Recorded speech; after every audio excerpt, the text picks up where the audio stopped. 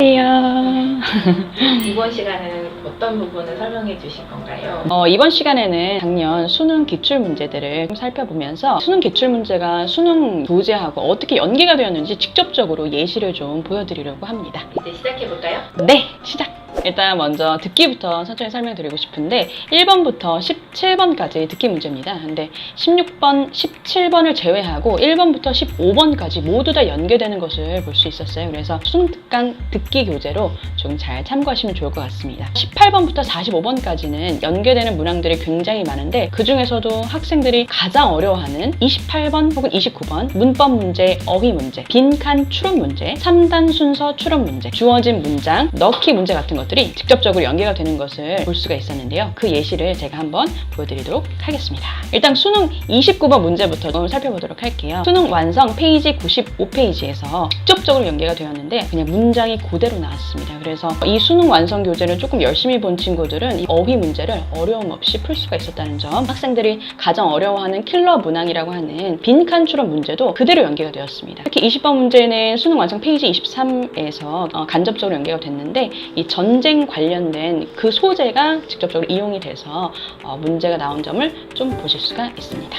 물론 수능 문제도 중요하지만 지금 현재 내신을 준비하는 우리 고등학교 3학년 친구들을 위해서 이 변형 문제 포인트도 좀 한번 쭉 짚어드리고자 합니다. 학생들에게 요즘 가장 많이 받는 질문이 있어요. 수능 특강 사용 설명서가 나왔습니다. 작년하고 좀 다르게 이번 연도에 새롭게 나온 책인데 그 책을 봐야 하느냐라고 물어본 친구들이 많은데 좀 단도직입적으로 설명드리면 영어하고 해석을 한 줄 한 줄씩 이렇게 붙여놓은 책이라서 한글과 영어 자체를 아예 구분을 못한다. 그런 친구들한테는 조금 도움이 될 수 있겠지만 저는 사실 책이 해석서와 거의 똑같다고 보기 때문에 그 책을 볼 시간이 만약에 있는 친구들은 저번 시간에 말씀드렸던 그 EBSI 인터넷 강의를 한번 보는 것이 훨씬 더 낫겠다라고 말씀을 드리고 싶었습니다. 변형 문제 포인트 넘어가도록 하겠습니다. 첫 번째, 주제는 또 다른 주제로 나올 가능성이 많습니다. 주제, 제목, 요지, 문제 등이 보통 밑에 이제 보기가 있는데 그 보기가 한글이면 영어로, 영어면 한글로 이렇게 나올 경우가 많다라는 점. 두 번째로, 핵심 단어와 문장은 언제나 밑줄을 치셔야 됩니다. 선생님, 그럼 핵심 단어와 문장을 어떻게 알지요? 라고 하는 부분들이 있어요. 문장 앞뒤를 보고 추론이 가능해야 합니다. 글의 성격이 설명문이 아니라 논설문. 예를 들면 뭐 당뇨병은 무조건 당분이 안 좋다. 뭐 이런 걸 아이들이 많이 상식으로 알고 있는데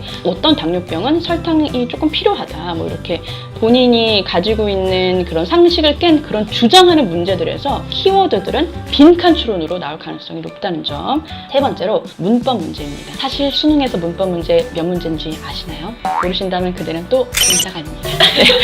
문법 문제는 사실 3점짜리 한 문제에 2점으로도 나올 수 있는데 문법 문제는 한 문제에 그친다는 점을 꼭 알아두시면 좋겠습니다. 다만 내신을 준비하는 고등학교 3학년 학생들한테는 학교에서는 내신 문제 비중이 높기 때문에 팁을 말씀드리면 가장 많이 나오는 게 동사냐 준동사냐를 물어보는 경우, 그 다음 각종 절의 접속사. 예를 들면 명사절 같은 경우에 접속사가 이 네 가지가 있습니다. that, what, 의문사, whether, if.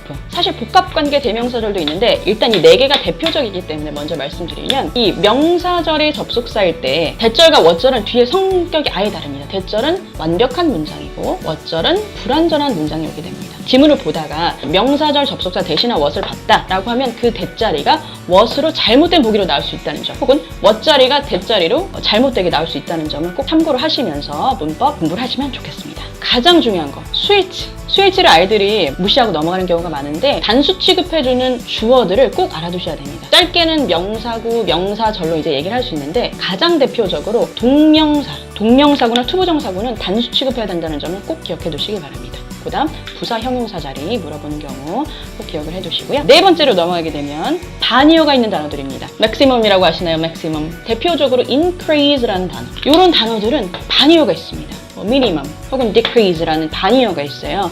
이런 단어들은 어휘 문제로 나올 수 있다는 점. 인과관계 혹은 연결사가 많은 지문들입니다. 예를 들면 for example, however, 이런 in addition 같은 문장 앞뒤 구조를 나타낼 수 있는 연결사는 시험에 굉장히 잘 나옵니다. 수능에서는 조금 줄어드는 추세지만 내신에서는 여전히 강세를 보이고 있으니까 참고하시면서 변형 문제 공부를 하셨으면 좋겠습니다.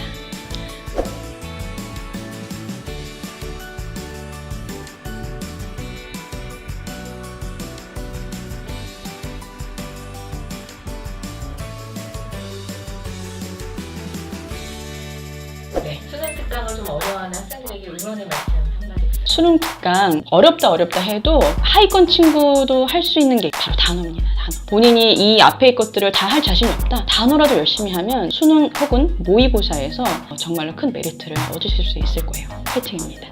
감사합니다. 네. 안녕.